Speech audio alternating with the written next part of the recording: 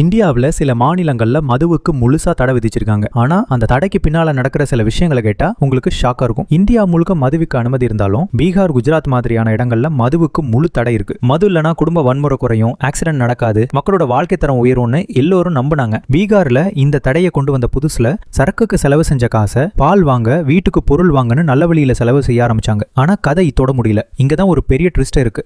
மதுவிலக்குல முன்னோடி மாநிலம்னு சொல்லப்படுற குஜராத்ல ஒவ்வொரு 4 வினாடிக்கும் ஒரு மது பாட்டில் சட்டவிரோதமா பிடிபடுது. பீகாரோட நிலையும் இதுக்கு கொஞ்சமும் சலைச்சதில்ல. பாட்னா உயர்நீதிமன்றமே இந்த சட்டம் அதோட நோக்கத்தை நிறைவேற்றல, இத அதிகாரிகளுக்கு லஞ்சமாங்க ஒரு கருவியா மாறிடுச்சுன்னு கடுமையா விமர்சனம் செஞ்சது. அப்போ மதுவிலக்கு ஒரு தோல்வி அடைஞ்ச திட்டமா? நிறைய சமூக ஆர்வலர்கள் என்ன சொல்றாங்கன்னா, தடையை விட விழிப்புணர்வு தான் சிறந்த தீர்வு. குடிப்பதால வர பிரச்சனைகளை பத்தி மக்களுக்கு புரிய வச்சு அவங்களாவே அதிலிருந்து வெளியே வர்றதுதான் நிரந்தரமான தீர்வா இருக்கும்னு நம்புறாங்க.